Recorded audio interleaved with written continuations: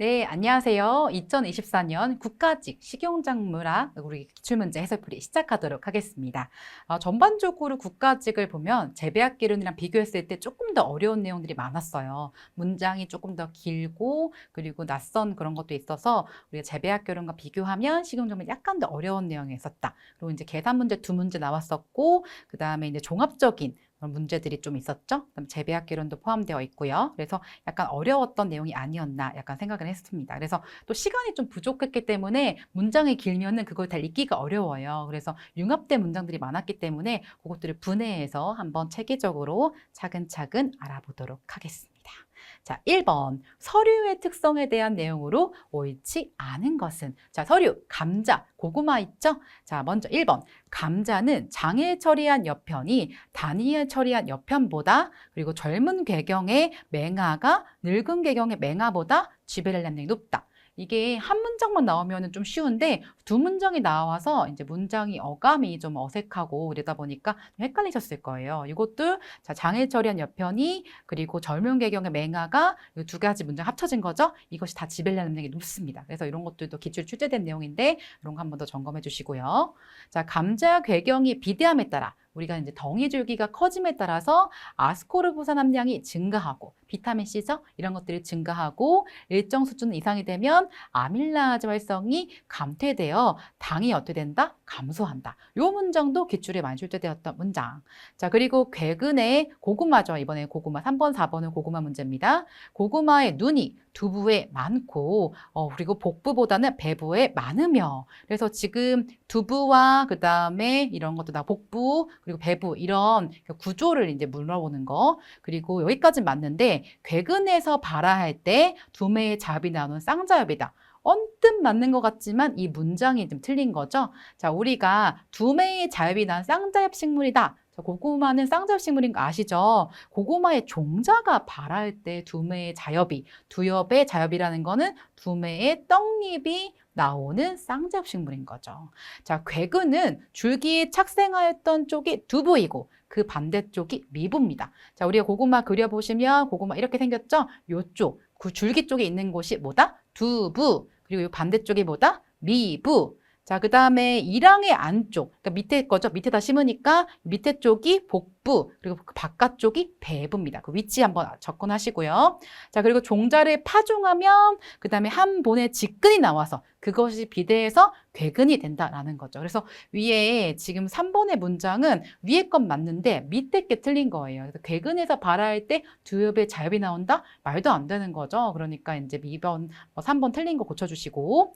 자, 고구마의 개화는 CN율의 증가와 개화 촉진 물질의 생장에 의해서 결정된다라는 거. 자, 우리가 이건 고구마뿐만이 아니라 다른 식물도 마찬가지예요. 우리가 일장 이런 거 생각했을 때 전반적으로 우리가 내부적인 그런 걸 생각했을 때 CN율이 높아야 우리가 이제 개화가 촉진된다라고 알고 있죠. 그거 한 번 더 정리해 주시고요. 자, 1번, 2번, 4번 다 유의미한 그런 문장들입니다. 근데 이제 1번부터 딱 보실 때 문장이 너무 기니까 허걱하는 거예요. 고랬을 뿐입니다. 하지만 익숙했던 그런 고구마, 감자에 대한 내용이니까 그거 한번 정리하면 되시겠죠. 자, 그 다음에 이제 한번 이제 2번 벼의 생육과 수분에 대한 설명으로 옳은 것은 자, 요수량은 우리가 재배학개론에서도 요수량에 대한 정의가 나오는데 벼에서 이제 물, 논에다가 이제 벼를 심기 때문에 요수량에 대한 개념 건물 100g이 아니라 건물 우리가 뭐죠? 1g을 생산하는데 필요한 물의 양이 요수량이죠. 우리가 이제 벼의 요수량 한번 생각하는 게 다른 작물보다 높지 않고 우리가 낮다라는 특징. 이거 굉장히 이제 기출에서도 많이 나왔고 중요한 건데 우리가 물에다가 담가 놓으니까 요수량이 높다라고 생각하실 수가 있어요. 하지만 논벼는 200에서 300g, 밭벼는 300에서 400g 정도로 다른 작물보다 요수량이 높지 않다라는 거죠. 그거 한번 정리해 주시고. 자, 그 다음에 벼는 요수분화기부터 출수기까지는 수분 요구량이 많아서, 작은 게 아니라 많아서 증산량도 어떻게 된다? 많아진다라는 거. 그래서 요수분화기부터 출수기까지 수분 요구량이 많다라는 거. 자, 그리고 모냉 직후, 모냉 이양하고 난 직후 증산 제공이 줄고 활착이 잘 되도록, 그러니까 토양의 그런 논에 뿌리를 잘 내리도록 논물을 어떻게 된다? 깊게 돼야 되는 거. 우리가 논문을 높이 그런 걸 생각을 하시죠? 그때 생각해서 3번은 맞는 내용 한번 정리해 주시고요.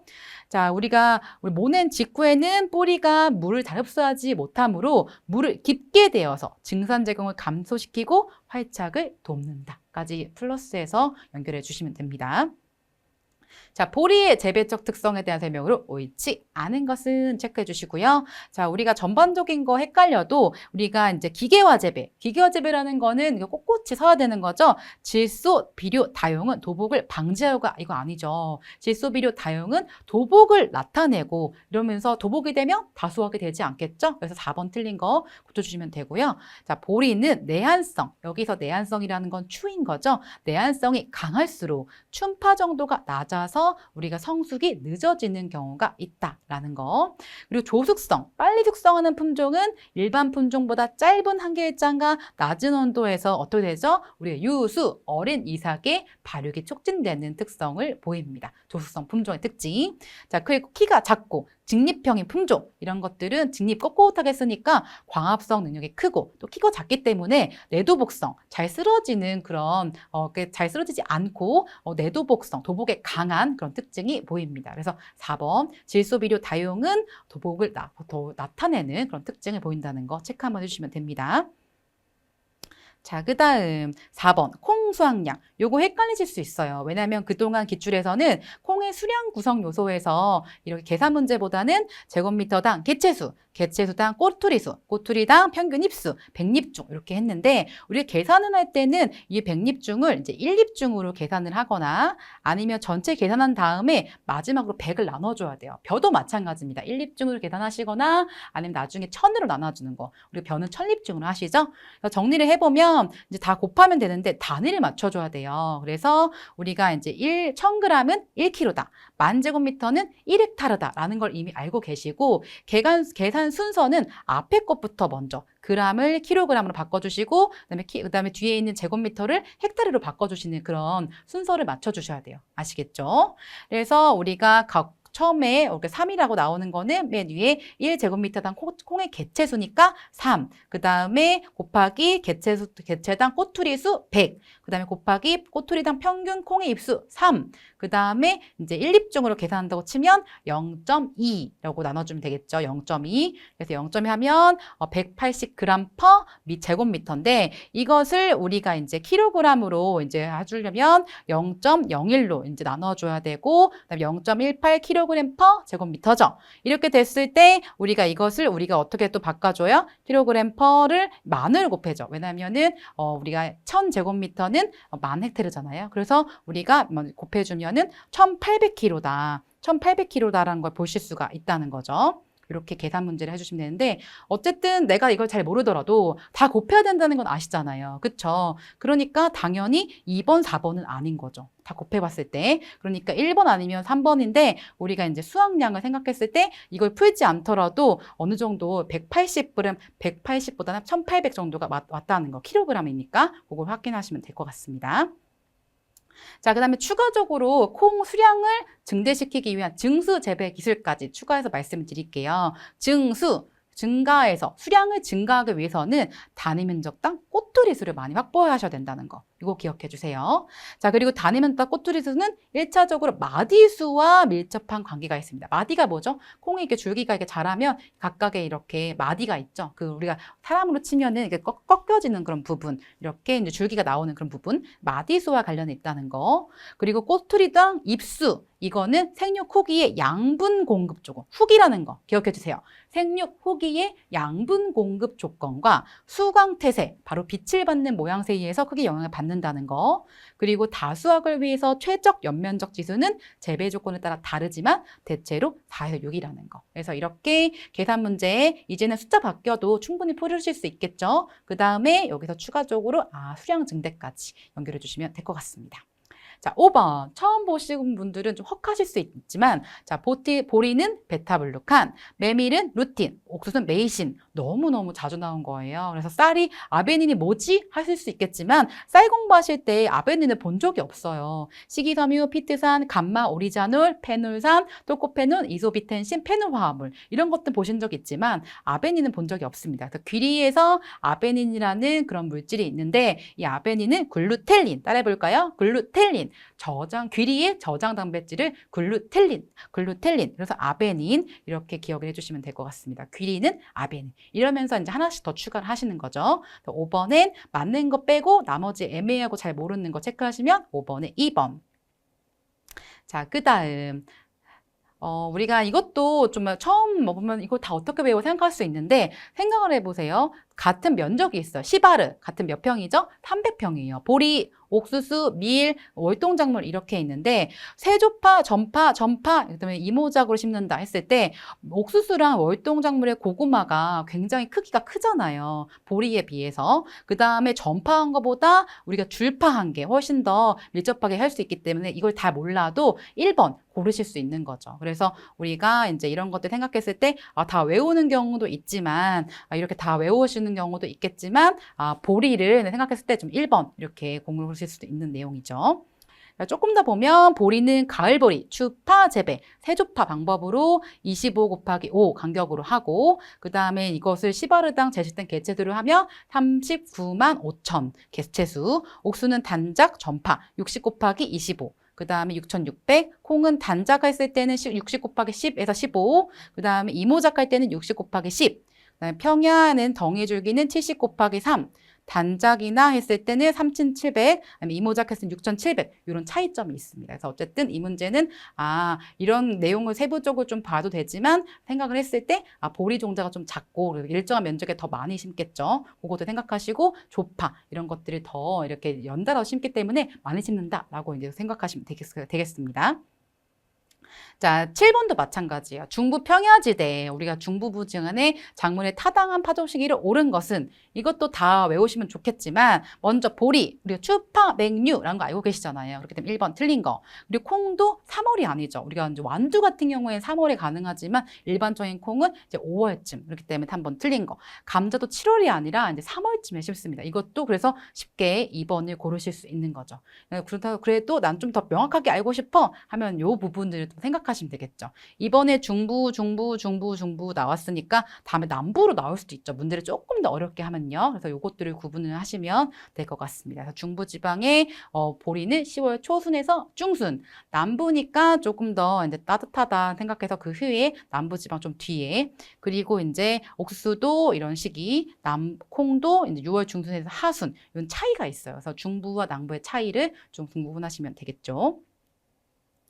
자, 그 다음 8번은 좀 쉬운 문제였어요. 계산으로 많이 하는데 특히나 요소 비료를 묻는 문제잖아요. 그랬을 때 밭작물 재배 시 질소 성분량 기준으로 시바르당 23kg 시비하는 경우, 근데 시바르는 몇 평? 300평. 우리가 제곱미터로 하면 1000제곱미터인 거죠. 그래서 근데 이거를 11헥타르로 한대요. 아까 1헥타르는 몇 제곱미터였죠? 10,000제곱미터죠. 그래서 우리가 기준은 여기 1000제곱미터인데 이것을 10,000제곱미터로 하니까 나중에 계산하고 10을 곱해주시면 돼요. 그래서 우리 생각을 해보면 어떤 만큼 비료를 뿌릴지 몰라요. 근데 0.461%인 요소 비료의 질소 함량을 가지고 23kg를 이제 나타낸 거죠. 거꾸로 계산하시면 50kg. 요거 계산 문제는 꼭 풀으셔야 돼요. 그래서 50kg인데 우리가 이제 1헥타르니까 우리는 500kg. 10 곱하면 500kg. 쉽게 푸실 수 있는 내용이었습니다. 자, 그 다음에 9번. 작물 재배에서 파종량에 대한 설명으로 옳지 않은 것은? 자, 일반적으로 이렇게 불리하거나 아니면은 뭔가 좀 안 좋은 시기 때 파종량을 더 많이 해요. 그래서 옥수수는 종실용보다 사일리지용 재배에서 파종량이 늘어난다. 종실용은 그런 옥수수의 그런 우리가 먹는 옥수수 있죠? 아니면 옥수수 씨앗이 필요한 거고, 사일리지는 뭐가 하면 사료로 쓰는 거예요. 그래서 옥수수의 잎, 줄기, 뿌리 이런 것들을 훨씬 다 먹을 수 있는 거죠. 그래서 종실용보다 사일리지용은 빽빽하게 심어서 잎줄기 뿌리 다 먹어도 되니까 그런 거 생각하기 때문에 사일리지용에서 훨씬 더 파종량이 늘어나는 그런 특징이 있어요. 그리고 콩은 단작보다 매쿠작, 하나만 하는 것보다 우리가 추가적으로 이제 보리 파종하고 나서 그 다음에 이제 콩 파종하는 것처럼 파종기가 지연될 때 파종량이 늘어난다라는 거.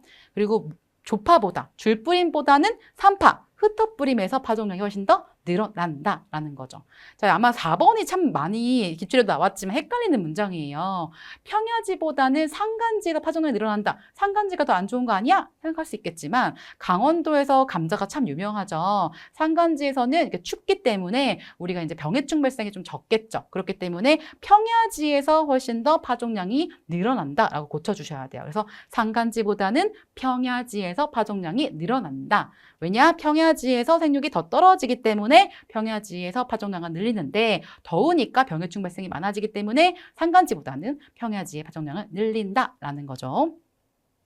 자, 그래서 다시 한번 1번 보시면 옥수수의 개체수가 많아지면 종자 생산량은 줄어드는 반면 사일리지는 우리가 종실, 잎, 줄기 다 이렇게 사료로 먹는 거니까 어느 정도까지는 증가한다까지 정리를 해주시고 자, 사일리지 옥수수 한번 조금 더 언급을 해드리면 종실에 준하도록 파종은 빨리 하는 것이 좋다. 그러니까 종실용 옥수수보다 옥수수에 준하여 파종 빨리 하는 것이 좋고 종실용보다 파종은 어떻게 해요? 20에서 30% 밀식한다는 거죠.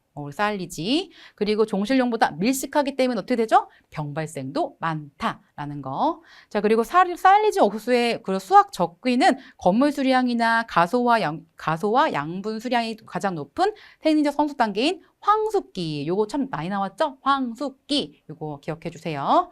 자, 그리고 이제 옥수수량은 상관없지만 맹류 이것도 좀 문제가 나왔었어요. 맹류는 녹비용보다 최종용으로 재배할 때 파종량을 어떻게 된다? 줄인다라는 거. 그러니까 녹비용 할 때 파종량을 더 높인다라는 거죠. 그래서 녹비용인지 최종량인지 아니면은 종실용인지 사일리지용인지 옥수수와 맹류 딱 구분해서 파종량을 언제 많이 하는지 언제 줄이는지 딱 구분해 두셔야 돼요. 아시겠죠? 자, 그리고 콩은 단작보다 매쿠작으로 파종기가 지연되면 안 좋은 상황이죠? 이럴 때 파종량을 늘린다. 그리고 콩조는 단작보다 매쿠작에서 파종량을 늘린다. 같은 문장. 그리고 조파, 줄뿌림, 산파, 흩어뿌림. 문장이 좀 다르게 나올 수 있어요. 그렇죠? 기존의 그런 책에서 나왔던 문장을 우리가 출제하시는 분들이 약간 그 같은 문장으로 바꿔서 출제하실 수 있으니까 그럼 같은 말 정리를 좀 해두시면 좋습니다. 자, 10번. 쌀에 대한 그런 형태와 품질에 대한 설명으로 옳지 않은 것은 이것도 조금 쉬운 문장이에요. 맵쌀, 찹쌀, 도정도 이걸 구분할 줄 아냐, 모르냐 이런 내용인데요. 쌀의 형태와 품질에 대한 설명으로 옳지 않은 것은 자, 맵쌀은 찹쌀보다 아밀로펙틴 함량이 어떻다? 낮다라는 거죠. 아밀로스, 아밀로펙틴 요거 두 개의 맵쌀과 찹쌀 구분해야겠죠? 요거 낮은 거 맞고요. 그리고 맵쌀은 찹쌀보다 투명도는 높으나 잎형은 큰 차이가 없다. 그래서 투명도 이거에 따라서 우리가 이제 구분하는데 그거에 대한 투명도가 높은 것은 맵쌀은 찹쌀보다 투명도가 높다. 이거 맞는 문장. 잎자의 크기는 차이는 어떻다? 없다. 이것도 정리해 주시고. 자, 맛있는 쌀은 일반적으로 모양이 단원형, 원형인데 약간 단원형. 그리고 신백미, 복백미 이런 게 없다는 거죠. 그래서 맞는 문장. 그리고 도정도가 높을수록 영양이 우수하다. 자, 우리가 현미가 있고 백미가 있는데 둘 중에서 맛은 조금 떨어지지만 영양분이 맞는 건 현미죠. 그래서 현미를 백미로 도정하면 비타민, 단백질, 탄수화물 요 순으로 감소율이 크다. 이것도 문장 알아주세요. 아시겠죠? 그래서 쌀은 도정도가 낮을수록 영양이 우수하다라고 고쳐주시면서 추가 해주셔야겠죠. 백미의 기능성 성분은 현미에 비해서 70에서 80%가 어떻다? 감소한다라는 것까지. 그래서 우리가 쌀의 기능성을 할 때는 주로 현미를 가지고 대상으로 합니다. 그거 내용 정리해 주시면 되겠죠.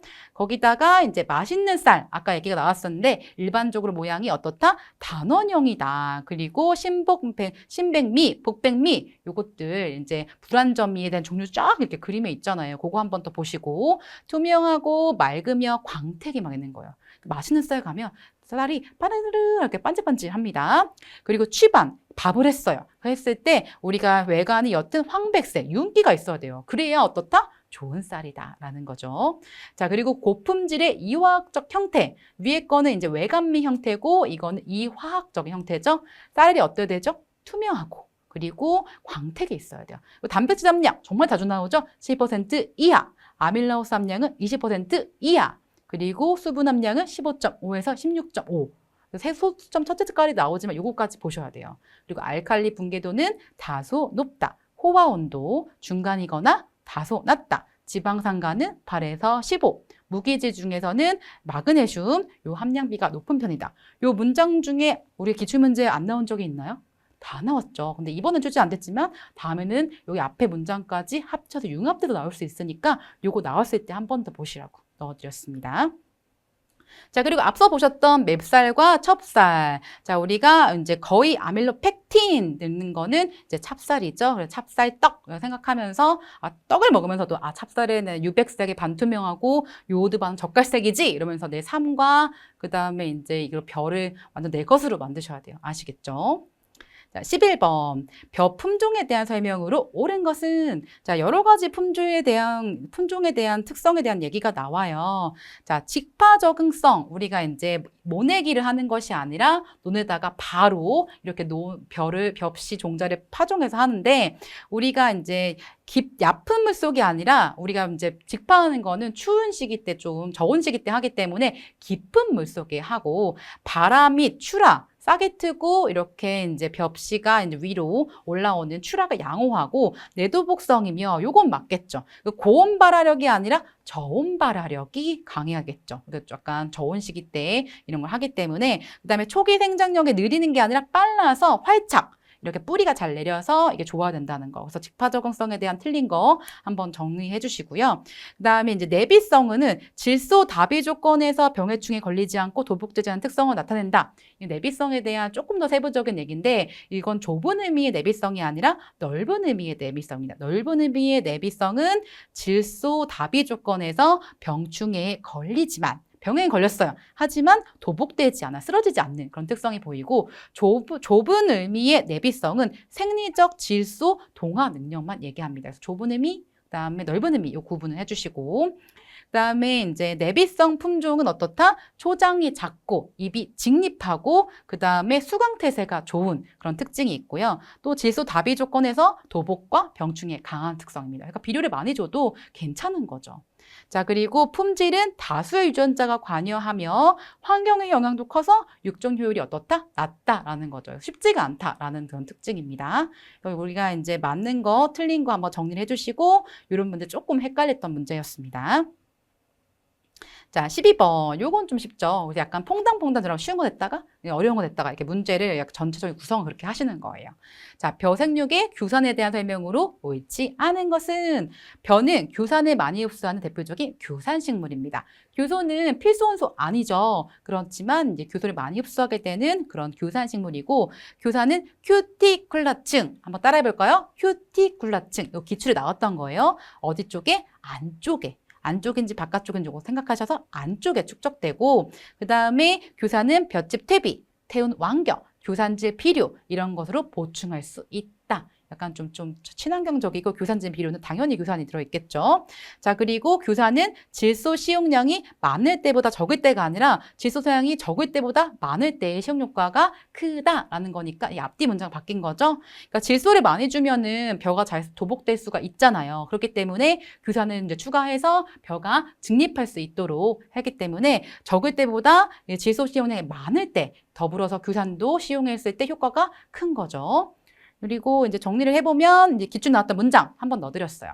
규소는 입에서 표피세포의 큐티클라층 따라해볼까요? 큐티클라층 좀 어색하죠. 큐티클라층 큐티클라층이 안쪽에 침적하여 세포 밖에 단단한 실리코층을 형성한다라는 거. 전에는 이게 이제 이렇게 그런 오답으로 출제되었거든요. 그래서 이거를 이제 정답으로 이제 정리를 비교를 한 거죠. 그래서 이거 한번 큐티클라층 때문에 헷갈렸다면 다시 한번 내가 기출을 보면서 다듬는 과정이 필요합니다. 자, 13번 밀입니다. 밀가루, 빵 먹고 이런 얘기를 생각하면서 문제를 풀어보면 자, 질소 시용량이 많을 경우 우리가 이제 벼 같은 경우에는 최근 마지막에 질소 시용을 안 해서 밥맛을 좋게 하잖아요. 하지만 밀에서는 질소 시용량이 많아서 단백질 함량이 증가하고 출수기 전후에 만기 추비 추가적으로 늦게 추비를 했을 때 단백질 함량을 크게 증가시키는 특징이 있습니다. 3번 맞는 내용.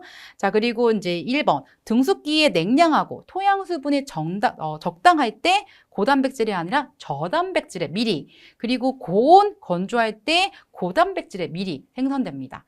그러니까 제가 미국에 갔을 때 이제 친구가 이제 미리 생산하는 농부였어요. 그때 이제 그 지역이 굉장히 고온 건조한 지대였습니다. 고온 건조할 때 어떻다? 우리가 아주 고단백질의 미리 생성된다라는 거 딱 기억을 해주세요. 자, 그리고 미랄이 작고가 아니라 미랄알, 그런 우리가 이제 벼알처럼 미랄이 작게 아니라 크고 껍질이 두꺼운 것이 아니라 얇고 그다음에 배율은 높아서 이런 것들이 양조용으로 유리한 거죠. 그래서 껍질이 너무 두꺼운 게 좋은 게 아니잖아요. 껍질이 얇아서 그 안에 있는 배유의 알맹이가 커야지 우리가 양조용이나 이런 것들을 잘 이용할 수가 있겠죠.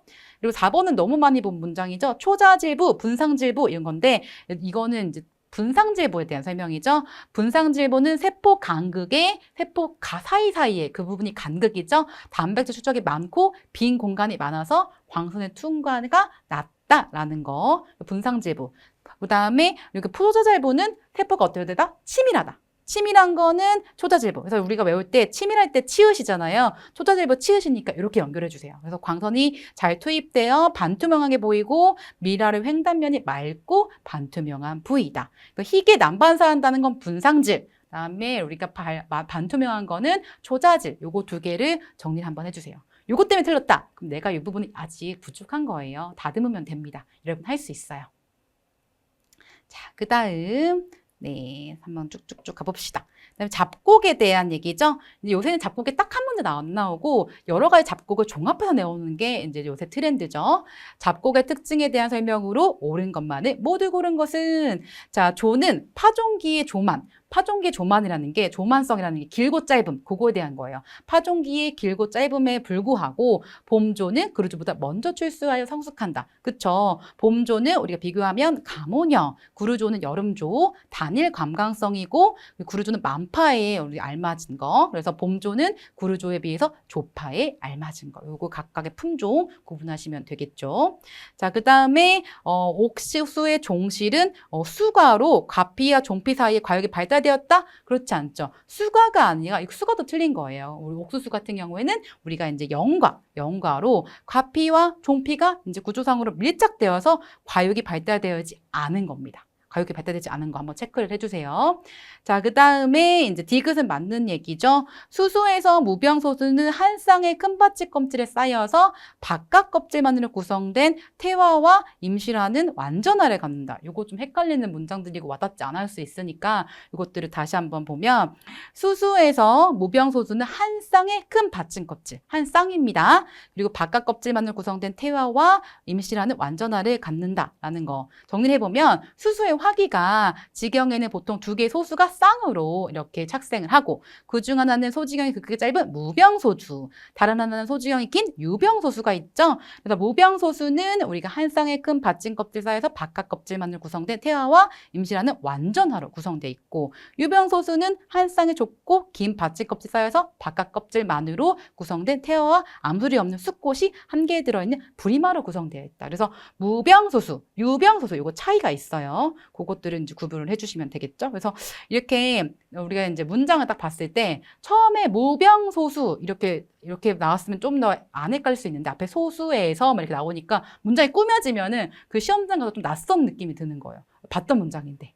그런 것들을 좀 여러분들이 당차게 문제를 푸셔야 돼요. 그래서 기역, 그다음에 디귿 많이 봤던 문장입니다. 그래서 디귿에서는 무병소수와 유병소수 그거 구조를 좀 구분하시고 자 그거 아니더라도 리을이 워낙 틀린 걸 알고 계시기 때문에 쉽게 또 리을 다 제거하면 사실 풀지 않더라도 1초 만에 푸실 수 있는 그런 문제였습니다. 그래서 리을, 율무와 염주의 전부는 찰성이다. 그렇지 않죠? 율무, 리을, 찰성 이거 찰성의 리을 생각하셔서 리을, 율무만 찰성입니다. 그리고 이제 그 표를 보시면 그다음 염주는 매성이죠. 그러니까 찰성이 뭐냐? 찰벼처럼 그런 찰성 성분이 있는 게 율무죠. 율무, 리을, 찰성의 리을 기억해줘서 짝꿍처럼 알아두세요. 자, 15번. 종자의 발달에 대한 설명으로 옳지 않은 것은? 자, 이것도 종시의 발달이 그 며칠이냐에 따라서 되게 세부적으로 나와 있던 거예요. 그것들이 이제 조금 합쳐진 것들이 있는데, 자, 길이, 너비, 두께. 이거 너무 쉽죠? 기역, 니은, 디귿. 요거 순서대로 현미가 발달된다. 자, 그리고 현미의 길이는 수정호 5, 6일경. 너비는 우리가 이제 너비라고 얘기하지만 또 폭이라고 이제 얘기하기도 해요. 너비, 폭. 그래서 15의 경우에, 15에서 16의 경우에 완성된다. 너비, 폭 같은 말입니다. 자, 그리고 현미의 정체는, 전체 형태는 25일 정도는 완성되나 내부 조직의 발달은 어떻게 된다? 계속된다. 라는 거.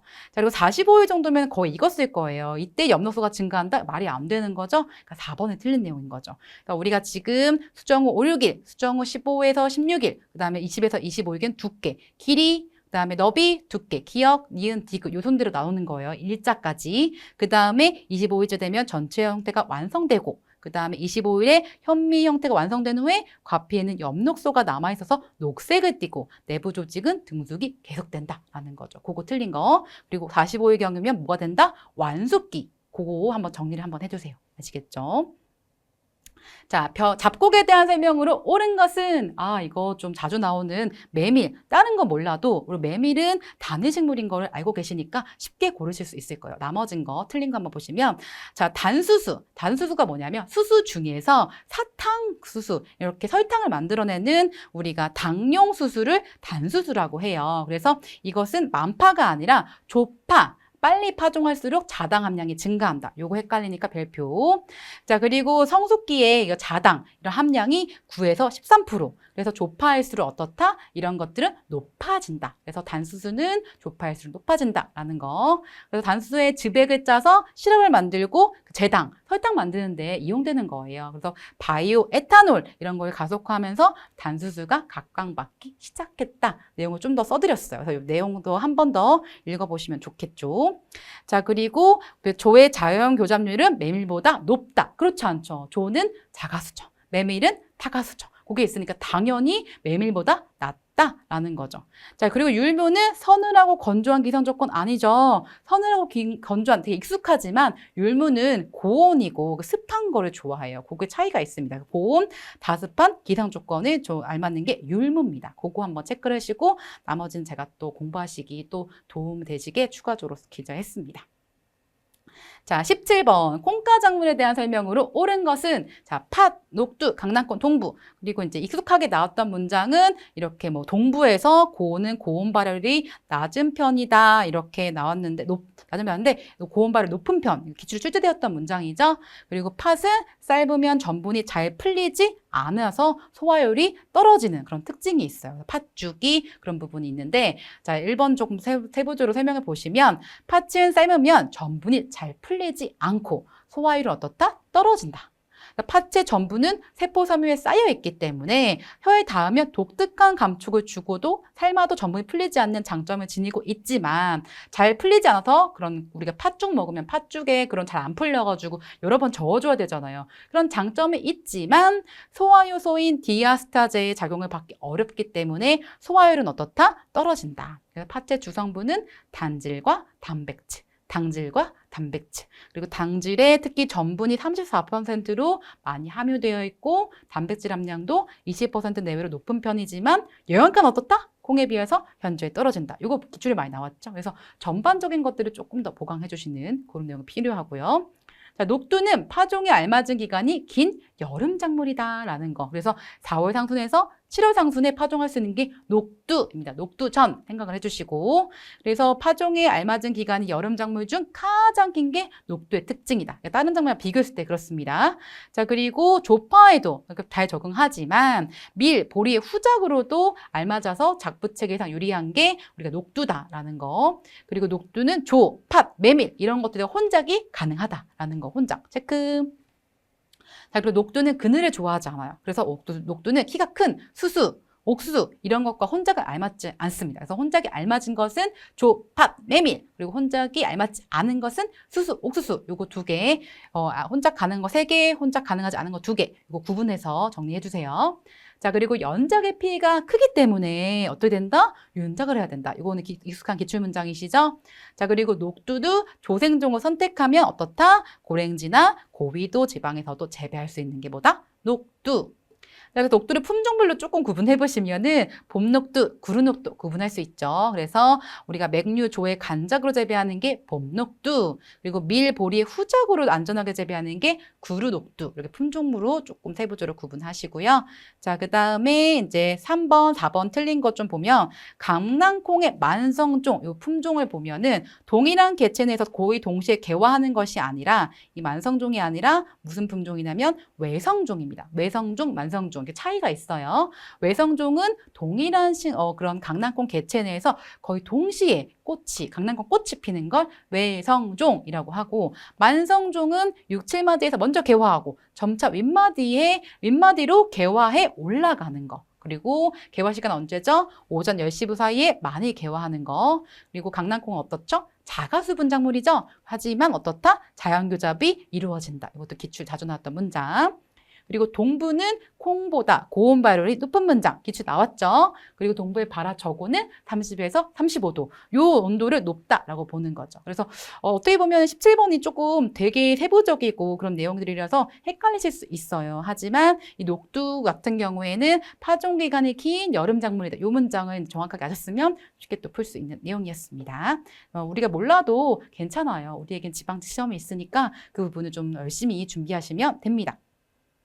18번 감자와 고구마의 생리생태적 특성에 대한 설명으로 옳은 것만은 모두 고른 것은, 자, 먼저 감자는 키가 큰 품종 밑줄, 만생종은 복지가 길고 조숙종 빨리 숙성하는 품종은 어떻다? 복지가 빨리 발생하는 경향이 있다. 복지가 긴 것과 복지가 빨리 발생하는 좀 다른 거죠. 그것들을 구분해서 요거를 보셔야 되고, 자, 2번은 니은은 참 많이 나왔던 문제예요. 그래서 우리가 딱 보기만 해도 세근이 아니고 이거는 경근이구나 알 수 있거든요. 세근, 경근 이런 거 구분하실 때 고구마의 뿌리가 일기 형성체 활동이 왕성해도 유조직이 어떻다? 빠르게 되면 경근, 유조직 빠르면 경근. 그 다음에 이제 조금 더 세부적으로 얘기하면 토양이 너무 건조하거나 구도가 딱딱한 경우 또는 지나친 고온에서는 경근이 되고, 그 다음에 제1차 형성적인 활동이 미약하고 유조직의 목과가 빨리 이루어지면 뭐가 된다? 세근. 그래서 경근과 세근 표로 구분되어 있는 거 그거를 정리를 해 놓으셔야 돼요. 아시겠죠? 자, 그 다음에 감자 수확 후 휴면준 전분이나 당분의 함량 거의 변화가 없고, 휴면이 끝나면 당분은 줄고 전분 함량은 증가한다. 우리가 이제 감자에서 나오면 전분, 당분 함량 이런 거 제일 많이 나오는데 우리가 이런 것들을 정리 딱 해놓으셔야겠죠? 감자는 수확 후 휴면 중 전분이나 당분 함량 변화가 거의 없고, 여기까지는 맞아요. 그쵸? 휴면이 끝나면 어떻게 되죠? 전분은 줄고 당분 함량은 증가한다라는 거죠. 그래서 위에 지금 틀린 거, 전분 함량이 증가하는 게 아니라 우리가 전분 함량 감소한다는 거. 우리가 앞에 거 맞는데 뒤에 거 틀리고, 최근에는 그런 식으로 문제가 출제가 많이 되니까 끝까지 체크해서 보셔야 돼요. 자, 그 다음에 리을. 고구마는 질소 비료를 많이 사용할 경우에는 전분 함량이 감소하고, 인산, 칼리, 퇴비를 사용할 경우에 전분 함량이 증가한다는 거. 질소질 비료에 대한 얘기. 사실 이 부분이 좀 헷갈리실 수 있어요. 왜냐하면 고구마는 보통 칼륨 얘기를 많이 하잖아요. 근데 질소질 비료에 특정 지어서 이렇게 출제가 된 건 헷갈리게 나오신 거죠. 그래서 이것도 헷갈렸을 수 있다라는 거. 자, 그리고 전분 함량과 그 변이, 다양성에 관련된 요인 조금 더 넣어드렸어요. 품종의 유전적 특성에 따라서 전분 함량의 차이가 있고, 최근 육성된 품종은 수량도 많고 전분가도 높은 특성이 있습니다. 기상 환경에 따라서 전분 함량의 변이도 커서 열대산, 전분 함량이 어떻다? 낮다. 그리고 당분 함량은 어떻다? 높다. 그리고 재배 극지대, 그리고 극쪽에 있는 지대, 냉지산, 좀 추운 지역 이런 데는 전분 함량이 높고 당분 함량이 낮다. 그래서 이런 어디 지역인지에 따라서 이것 기출에 출제되었던 내용이거든요. 자, 그리고 이식기, 수확기의 조만과 그리고 전분가와 관계가 깊어서 조식이 만식에 비하여, 그리고 만기 수확이 조기식에 비해서 높은 전분가를 나타낸다. 이것도 기출에 출제되었던 내용입니다. 그래서 한번 이 부분이 내가 부족하다라는 것도 여기 생기면 그 부분 체크해서 다시 이론으로 보완하는 그런 게 제일 중요하겠죠. 자, 그 다음 19번 작물의 종실과 성숙. 그 다음에 수확량에 대한 설명으로 옳지 않은 것은, 자, 나머지 이제 콩은 수부학 후 수분 함량 14% 이하가 되도록 건조시키는 저장한다라는 거. 녹두는 대표적으로 탄립이 심하죠. 그렇기 때문에 꼬투리가 열개, 꼬투리가 열려서 이제 종자가 빠져나가니까 그 전에 수확해야 되고, 땅콩은 우리 꽃이 일시에 피지 않아요. 그래서 꼬투리 성숙이 균일하지 못해서 우리가 전반적으로 수확량 품질이 떨어지는, 뭐 1번, 2번, 3번 되게 익숙한 기출을 봤던 문장이고요. 자, 완두는 연엽종. 연엽종은 꼬투리째 식용할 경우에는 종실이 굵어지기 전인 개화 후 14일에서 16일부터 수확하고. 그래서 이런 걸 정리를 해보면, 먼저 연엽종은 꼬투리째 식용할 때, 이거 첫 번째고요. 그 다음에 푸른 종실을, 푸른 그 완두콩 종자를 식용할 때 그때가 있고, 그 다음에 세 번째 수확 후 저장해 두었다가 그 다음에 이제 완두콩을 이용할 때 그럴 때가 있어요. 그 다음에 네 번째는 이제 가공용 통조림으로 할 때, 그래서 완두에 그런 우리가 연하고 그다음에 꼬투리가 생기는 종, 이것을 이제 우리가 생각을 해봤을 때 이렇게 네 가지로 구분할 수가 있는 거죠. 그래서 여기 보시면 두 가지 문장이 합쳐졌어요. 완두는 연엽종을 꼬투리채 식용할 경우에는 14일에서 16일이 아니라 우리가 이제 종실이 굵어지기 전인 우리가 이제 14일에서 16일로 수확하고, 그러니까 착협 후가 아니라 종실이 굵어지기 전인 개화 후 우리가 14일에서 16일, 요게 틀린 거죠. 다시 정리. 네, 그래서 14일에서 15일 맞는데 꼬투리가 생기는 게 착협이잖아요. 그게 아니고 이제 종실이 굵어지기 전인 개화 후 14일에서 16일에 수확하고, 그리고 저장 후 이용할 경우에는 어떻게 된다? 저장 후 이용할 경우에는 꼬투리가 변색되고 건조해진 후에 수확하는 거예요. 그래서 이제 문장이 틀렸다는 거, 전이 이게 아니고 이거 틀렸다는 거를 한 번 더 정리를 해주세요.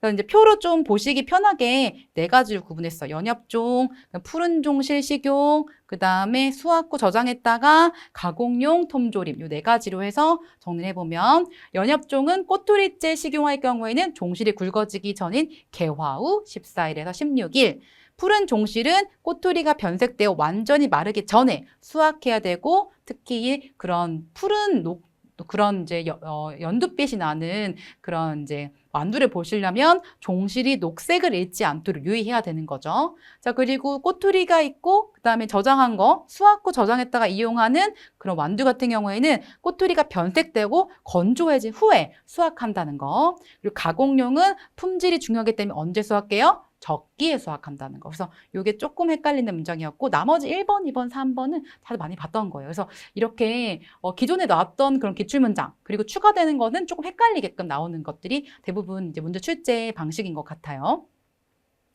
자, 그 다음으로 넘어가 볼까요? 네, 마지막 20번은 좀 쉬웠어요. 도정에 가장 영향을 미친 것은 정조의 수분 함량이죠. 정조가 뭐죠? 정조는 알벼, 조곡, 정조, 도정하기 전에 종실을 우리 이렇게 부르죠. 우리가 이것을 얘기했을 때 당연히 16%, 전체 보지 않더라도 16%딱 선택하실 수 있잖아요. 그래서 쌀의 품위와 우리가 도정의 전반적인 특성을 종합해서 우리가 이것을 어떻게 한다? 우리가 원료의 벼의 적정 수분 함량을 16% 한다라는 거죠. 도정 과정이 정조인 벼를 재현해서 현미, 그리고 현미를 현백해서 백미, 이렇게 이제 과정이 있다는 거. 그래서 전반적인 내용들도 되게 많이 출제가 되었어요. 그런데 우리가 이 문제는 조금 쉽게 보실 수 있어요. 그래서 우리 다시금 이제 저랑 같이 볼 때는 조금 쉽게 느껴지실 수 있습니다. 하지만 이제 우리가 한 10분에서 15분 정도에 이걸 빠르게 풀어야 되면 이렇게 문장이 길다 보면 어색하실 수 있어요. 근데 그런 부분들을 우리가 모의고사 연습하실 때 조금 연습과 그런 숙달과 그 마음의 긴장감들을 이제 좀 한 번씩 테스트해보는 과정들이 굉장히 중요한 것 같습니다. 한 번 더 복습하세요. 아시겠죠? 여러분 항상 응원합니다. 화이팅!